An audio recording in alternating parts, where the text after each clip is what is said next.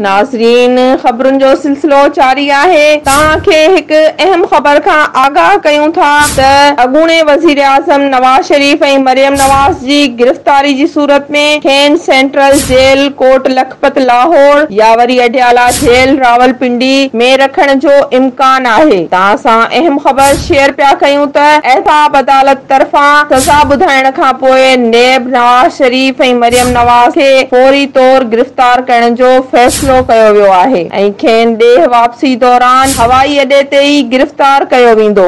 नवाज़ शरीफ़ ऐं मरियम नवाज़ जी गिरफ़्तारी जी सूरत में ॿिनि जेलुनि में इंतज़ाम मुकमल कया विया आहिनि। नाज़रीन, इम्कान ज़ाहिर कयो पियो वञे त अॻूणे वज़ीर आज़म नवाज़ शरीफ़ ऐं मरियम नवाज़ खे सेंट्रल जेल कोट लखपत लाहौर या वरी अडियाला जेल रावलपिंडी में रखी सघिजे थो। इन हवाले सां ज़रियनि मूजिबि नवाज़ शरीफ़ ऐं मरियम नवाज़ खे जंहिं जेल में रखियो वेंदो तंहिंखे सब जेल करार ॾेई सघिजे थो। माज़ी में अॻूणे वज़ीर आज़म बेनज़ीर भुट्टो खे सहाला वेझो हिकु रेस्ट हाउस में रखियो वियो हो, जॾहिं त जनरल यहया ख़ान खे जहलम में हिकु रेस्ट हाउस में रखियो वियो हो।